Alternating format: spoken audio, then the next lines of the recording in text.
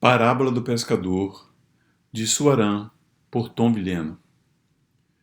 Esta parábola foi concebida por Suarán e canalizada por mim para ilustrar o que vive cada ser humano dentro do experimento material, no qual a alma que cada um de nós busca se diferenciar ou se individualizar através do processo que nós chamamos aqui de processo de individualização. O processo de individualização é um movimento da consciência através do qual o ser deixa de se ver identificado como uma massa e passa a perceber que existe um lugar único no mundo para ele.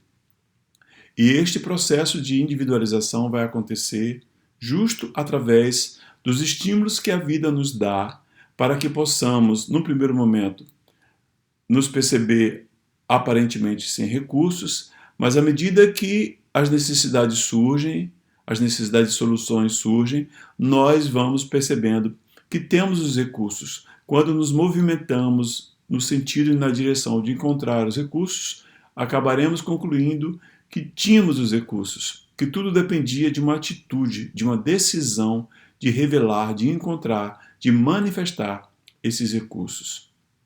E é bem assim o que acontece no experimento material. Veja uma criança, por exemplo, quando ela nasce e começa os seus primeiros movimentos, engatinhar e dar os primeiros passos, parece que ela não tem os recursos para desenvolver um dia a habilidade de andar, de caminhar e de falar como um adulto faz. Mas à medida que ela acredita nisso, à medida que ela decide que não vai permanecer no chão a cada queda que ela toma, à medida que ela toma a decisão de se manter de pé e de insistir em se aperfeiçoar, ela acaba descobrindo que a capacidade de andar sempre esteve dentro dela, a capacidade de falar sempre esteve dentro dela, que tudo que ela precisava fazer é acreditar nisso.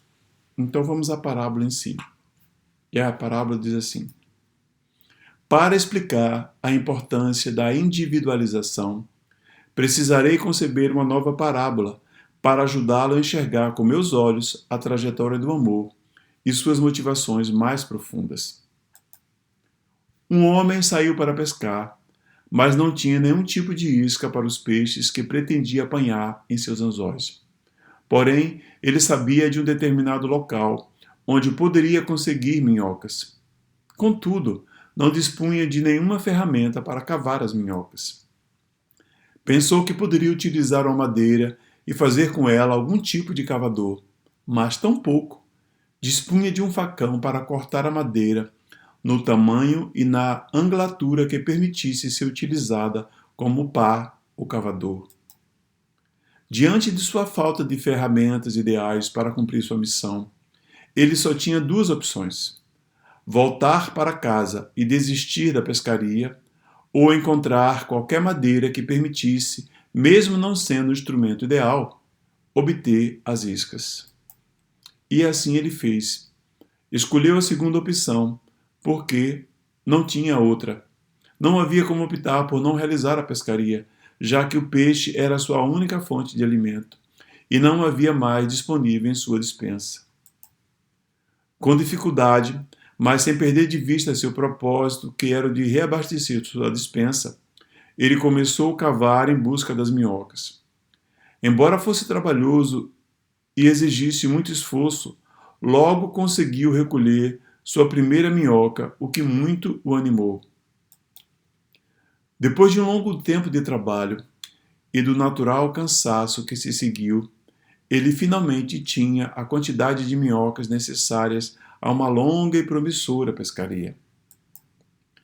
Ter as minhocas, entretanto, não era garantia de que teria sua fome saciada, pois ainda dependeria de saber se aquele era de fato um bom dia para se pescar, já que a natureza tem seus próprios ciclos. Mas, como lhe foi possível obter as minhocas, aquilo poderia ser um indicativo de que, se há iscas disponíveis, deveria haver quem precisasse ser alimentado por elas, os peixes, já que tudo se complementa. E assim, ele seguiu confiante até o rio e lançou seu anzol. Depois de uma longa espera sob o sol e a chuva, finalmente pescou seu primeiro peixe. Não era um espécime dos mais grandes, porém era um bom sinal da boa vontade da natureza.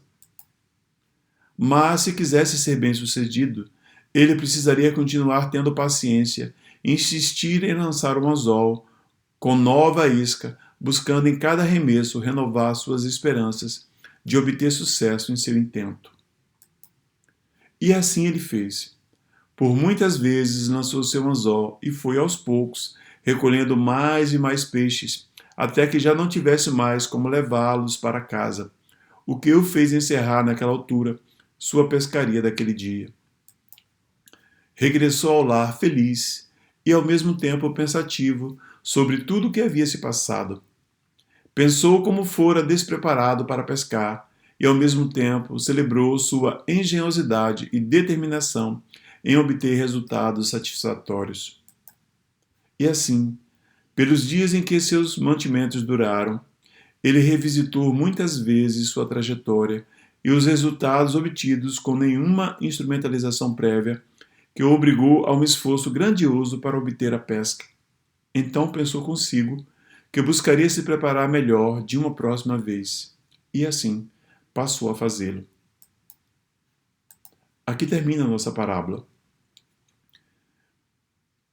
Toda vez que a fonte analisa a necessidade de refinamento da consciência do amor que ela crê que todo esse processo será melhor e mais divertido, mais rico, se conceder a nós, que somos as suas inúmeras e infinitas partes, o poder proporcional para realizar aquele experimento de aprimoramento e refinamento do amor.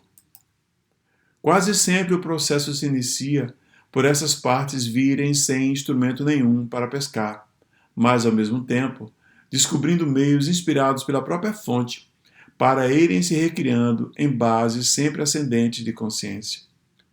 Cada etapa vencida pelo pescador de nossa parábola pode ser tomada como uma chave do seu despertar para novas possibilidades de ser ele mesmo, um pescador. À medida que vai experimentando modelos diferentes, o pescador pode optar por aqueles que otimizem os resultados e reduzam os esforços. Assim, esse é o sentido da individualização. A fonte se propõe a realizar uma obra gigantesca, mas escolhe fazê-la por partes, através de cada um de nós. Por isso, não apenas se diverte mais, já que existem infinitas partes dela realizando a tarefa, cada uma com inspiração diferente de como fazê-la, mas concede a cada parte de si a possibilidade de criar universos fundamentados no amor. Ao fazê-lo, cada parte vai se reintegrando ao todo, já que a senha para retornar à unidade é se aceitar como um ser criador, tal como a fonte do seu ser o é. Então, meus irmãos, isso exemplifica muito bem e lindamente o experimento humano.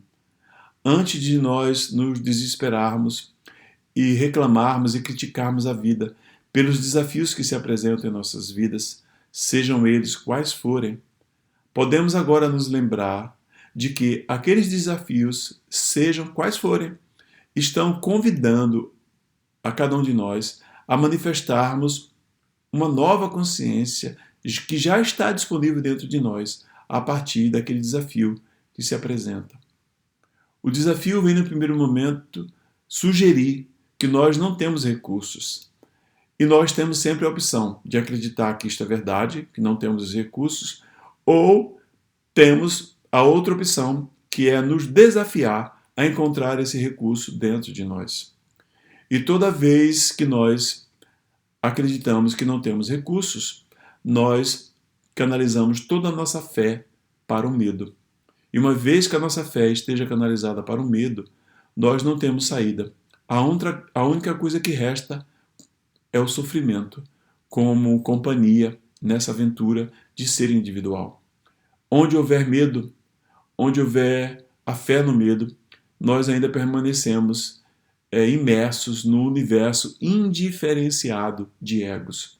Mas, quando apostamos que há dentro de nós um recurso que, embora eu não conheça, eu sinto, pressinto, intuo que está disponível dentro de mim, e quando apostamos que podemos encontrar esse recurso, então nós direcionamos a nossa fé para o amor.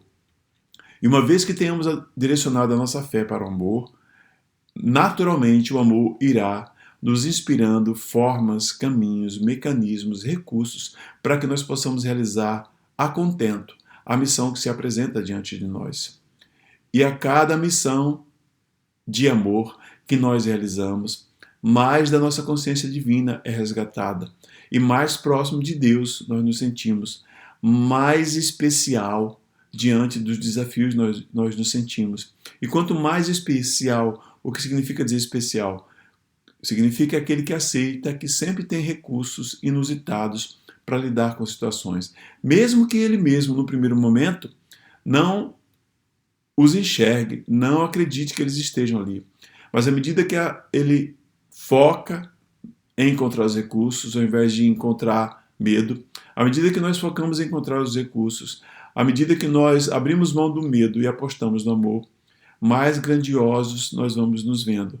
Quanto mais vencemos a nós mesmos, mais percebemos que não temos limites e que nada nem ninguém, nenhuma situação pode nos limitar para sempre. Nada pode nos limitar, a não ser a nossa crença no limite. A única pessoa, o único ser que pode limitar o ser humano é ele mesmo. Mas ele é o ilimitado. E limitar-se é só mais um exercício de consciência que nos é concedido. Mas é um exercício restritivo, porque não permite a gente expressar e sentir e fluir no nosso poder criador. Mas quando apostamos no amor, quando investimos no amor, quando direcionamos a nossa energia e a nossa consciência para o amor nos tornamos, mais amorosos nos tornamos e mais nos reconhecemos como o próprio amor. E a vida nos devolve mais e mais e mais infinitamente amor. E uma vez que se esteja no amor, não há problema insolúvel, porque não há nada que possa resistir ao poder transformador do amor. O amor é conhecido como um solvente universal, o que quer dizer que nada resiste diante de nós ou dentro de nós se estivermos no amor. Nada resiste ao encanto poderoso do amor. Então, seja lá o que for que se apresente, se a gente se manter no amor, aquilo necessariamente vai se transformar também em amor. Namastê. Eu sou Swaran.